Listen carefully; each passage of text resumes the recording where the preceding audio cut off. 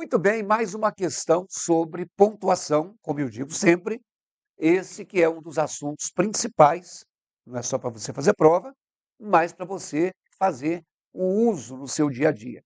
E a banca de hoje é uma banca de Santa Catarina, Unesc, de uma questão de 2024 que pediu o seguinte: a vírgula pode ser empregada em diversos casos. Identifique em qual alternativa ela foi empregada para separar, olha aqui, oração adjetiva explicativa. Então, vem cá. Essa não é uma questão, como a maioria, que você tem simplesmente que avaliar se a pontuação está correta ou não. Essa é uma questão que você tem que ter o conhecimento do que é uma oração adjetiva explicativa e desconfiar. Dá uma olhada aí na tela. Pause a tela, resolva com o seu conhecimento prévio e só depois você volte comigo. Vai lá. Muito bem. Eu acho que para algumas pessoas isso é possível.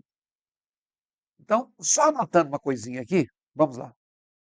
Quando a gente fala da pontuação, que é a representação escrita, a representação gráfica de uma pausa maior ou de uma pausa menor.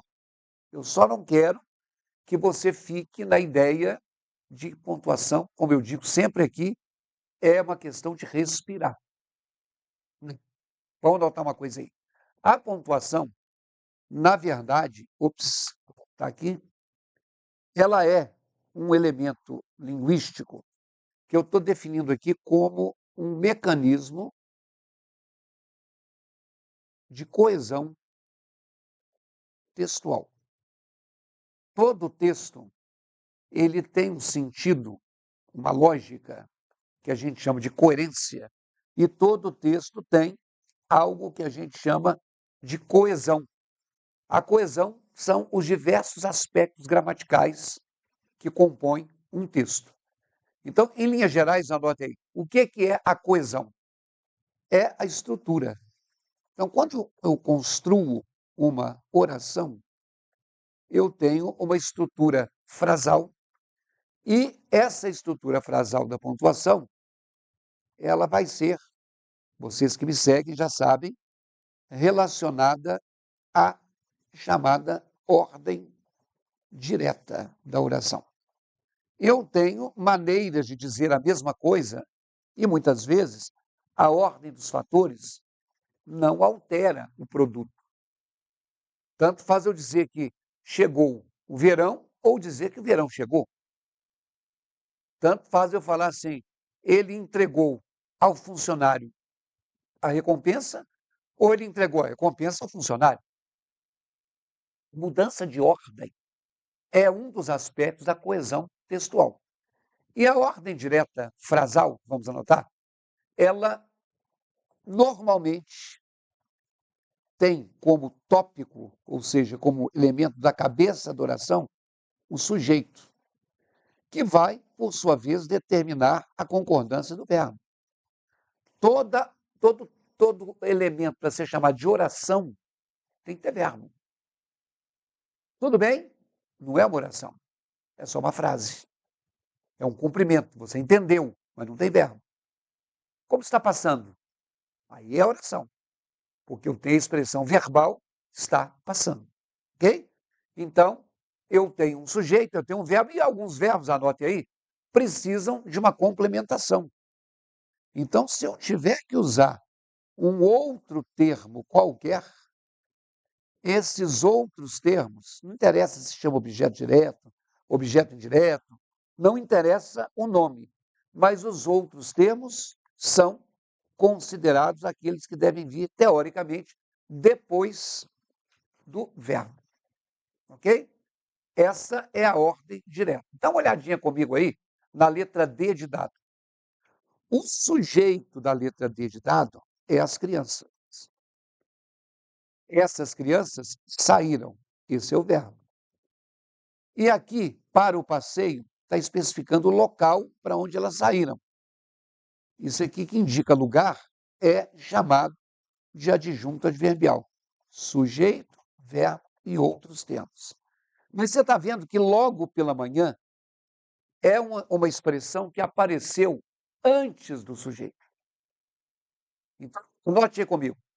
Sujeito e verbo. Entre o sujeito e o verbo, eu tenho uma vírgula proibida. Por quê? Porque se é o sujeito que faz a concordância do verbo, eles são intimamente ligados. Então, se você estiver analisando uma questão de pontuação e encontrar uma oração que tem uma vírgula antes do verbo, já fica com o seu pé atrás. Da mesma forma, anote aí, que entre o verbo e o que vem depois dele, também nós temos uma vírgula proibida. Porque se o termo é colocado exatamente para você completar o sentido, eu não posso partir o sentido usando uma vírgula. Então, na tela, na letra D, não poderia ter uma vírgula aqui e não poderia ter uma vírgula aqui.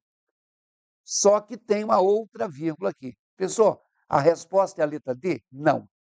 Eles não querem uma oração? Oração, como eu disse a você, tem que ser um enunciado com verbo.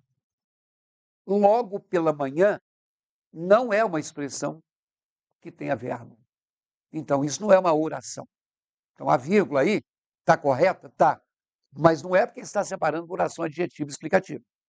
Anote comigo uma coisa aqui. Quando eu falo assim, durante o expediente da empresa, durante o expediente da empresa, os funcionários acessam a internet. Aqui eu tenho uma estrutura oracional. Como é que eu sei que é uma estrutura oracional? Porque tem verbo aqui, ó, acessam. Um verbo no plural, porque os sujeitos funcionários é plural. Então, o que eu disse? Que na ordem direta, primeiro vem o sujeito, mas aí nessa frase, não está na ordem direta, porque antes do sujeito existe um termo aqui, que é, portanto, um termo deslocado. O que é um termo deslocado? É um termo que está fora do lugar. O que é esse termo deslocado? É um termo que foi colocado antes do sujeito. Isto é, ele é anteposto ao sujeito. Aqui, ó. Esse é um dos motivos de se colocar a vírgula. A vírgula separa elementos que sejam colocados antes do sujeito, que sejam antepostos ao sujeito. Aí na sua tela, você está vendo que esse termo aí não é uma oração. Durante o expediente da empresa, não tem verbo. Isso aqui é uma expressão de valor adverbial. Como assim, professor? Não tem o famoso adjunto adverbial de tempo? Quando os funcionários acessam a internet? Quando estão em horário de expediente. Então, a partir do momento que eu tenho um termo qualquer, seja uma oração ou não, antes do sujeito, esse termo é separado, que é o que está na letra D. Aí, ó. Logo pela manhã é uma expressão de valor adverbial de tempo, é uma adjunto adverbial de tempo. Ok? Bom, observe aqui na letra A. Esse termo está entre vírgulas. Ele não é mais um termo que está antes do sujeito. Ele disse tudo. Só que a resposta também não é a letra A, porque ou melhor é uma expressão que está entre vírgulas? É, mas não é uma oração. Por que que não? Porque não tem verbo. Ou melhor, anote aí comigo, é uma expressão, não é uma expressão verbal. Então, eu tenho expressões que são ratificadoras e tenho expressões que são retificadoras. A palavra ratificar e a palavra retificar são dois verbos que a gente chama de parônimos. São verbos que se parecem, mas indicam coisas diferentes. Anote aí. Ratificar é confirmar. Então, as expressões ratificadoras, elas confirmam.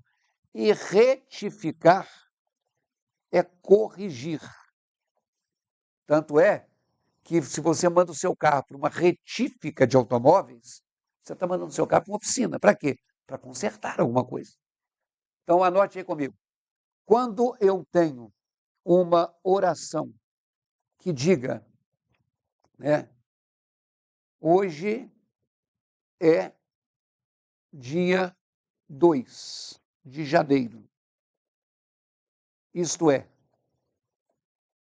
3 de janeiro. Observe que essa expressão, isto é só uma expressão, não é uma oração, embora tenha um verbo. Só que isto é, ou melhor, quer dizer, são expressões que servem para você fazer um concerto.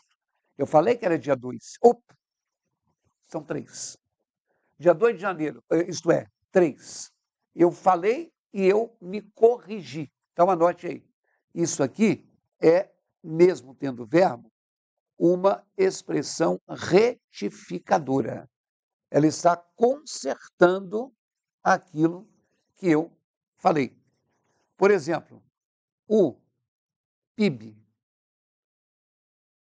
isto é, o produto interno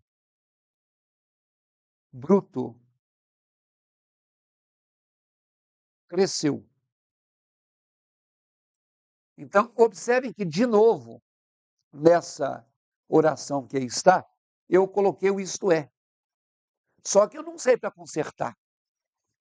Eu não falei o PIB, isto é, o IPTU, que aí eu estaria corrigindo. Ao contrário, eu falei do PIB e quando eu falei isto é, olha aí na tela, eu especifiquei o que é a sigla PIB. Então, isso aqui é uma expressão que confirma. Isso aqui é uma expressão ratificadora. Então, essas expressões retificadoras ou ratificadoras são entre vírgulas. Ou melhor, ou seja, quer dizer, isto é, tudo é expressão ratificadora ou retificadora, tudo entre vírgulas. Na tela, das duas que sobraram, letra B e letra C, você acertou se você marcou a letra B. Por quê? Que é um ser racional, é uma oração. Tem o verbo ser. Um dos melhores países do mundo não é uma oração. Eles estão querendo uma oração adjetiva explicativa.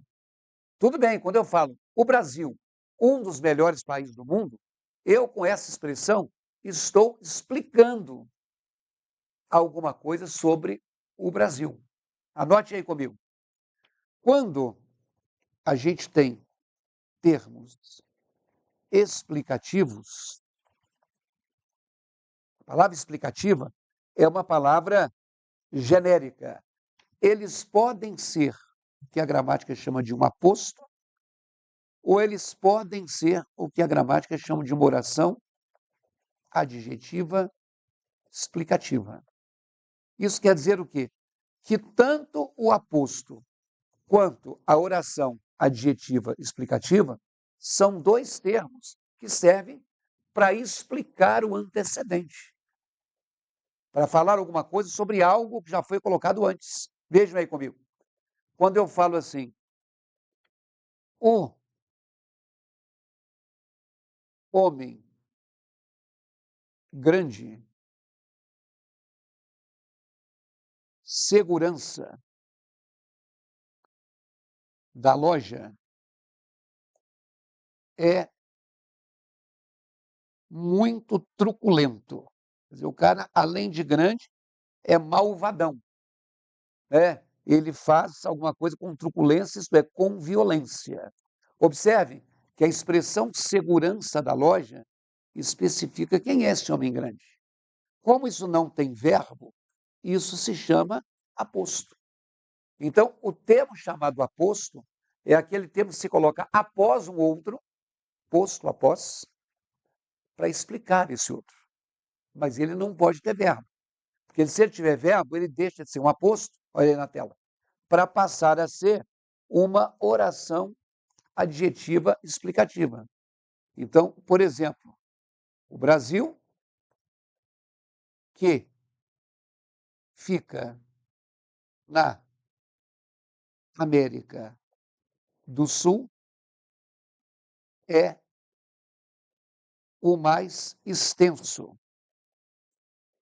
do continente. Então, de todos os países da América do Sul, o maior em extensão é o Brasil. Agora eu quero que você veja que aqui, ó, essa colocação que está entre vírgulas, que fica na América do Sul, diz respeito ao Brasil. Tem, portanto, um valor de aposto, sim. Só que na tela. Não é simplesmente um aposto. Aqui tem verbo. Então, isso aqui é uma oração, porque tem verbo, e uma oração adjetiva explicativa. Toda oração adjetiva explicativa, ela tem esse papel de funcionar como um aposto. Então, se ela funciona como aposto, assim como o aposto, ela é um termo explicativo e ela deve vir separada por vírgula. Então, isso aqui são elementos virgulados. Não tem esse acento aí no i, não. Isso é um pingo que saiu grosso, tá bom? Então, é muito comum você ver, encontrar o nome termo de valor explicativo. Ok, então vamos lá na tela. A letra C é só um aposto, que não tem verbo, e a letra B é a resposta, porque tem aí um verbo para justificar. Se você quiser estudar pontuação, é só você entrar no meu site, olha aí, você tem um curso chamado Exercitando o Português, e ele vai ter 8 aulas de pontuação, e além das 8 aulas que tem a teoria, nós vamos resolver 15 questões, agora foi só uma, nós vamos resolver 15 questões sobre este assunto de bancas variadas. Então anote aí www.ricardoerce.com.br.